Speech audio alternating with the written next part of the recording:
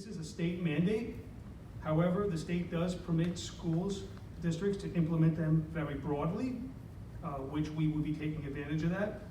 The curriculum we are presenting is extremely toned down. If parents are against these standards, I understand where you're coming from, I truly do. There is a opt-out. The only change here is the 10 health lessons that the students have always received. They've only received 10 health lessons every year. We're just realigning it. This is not going to affect the regular instruction of the school day. As you can see, this is going to be grade 2 standard. It's unit 7. It'll be in April. You'll get more specific when it will be. But the state is giving us the leeway to tone it down. So this is something that has always been taught to our second graders, where they list medically accurate names for their body parts. That has been done for years. What the state wants us to do is to include the medically appropriate names for genitals. We are not going to do that in class. We will send information home to parents for parents to review with their students if they please.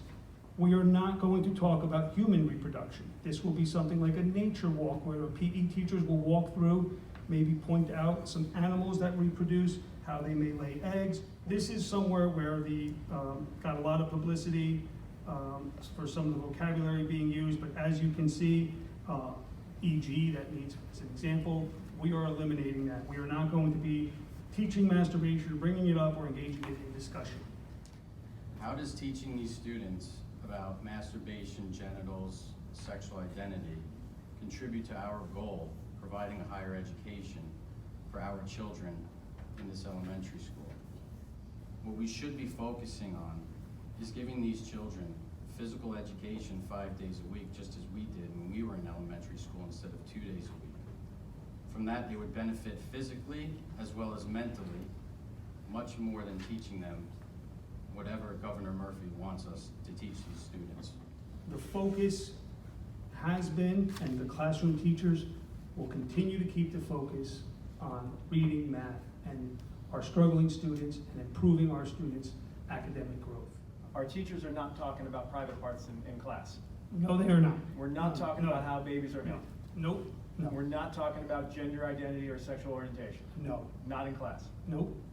They That just need to be information will be respectful. sent Yes. home somehow. Yes. I have to stress though, and this is important to me, that I believe every student, regardless of their color, their religion, their clothing, their hairstyle, or what their family looks like, belongs here and should feel like they belong here. That doesn't have to be in our curriculum, but it should be in our climate, and it should be in our culture. We don't have to teach gender identity. We don't have to teach sexual orientation, but we need to teach respect.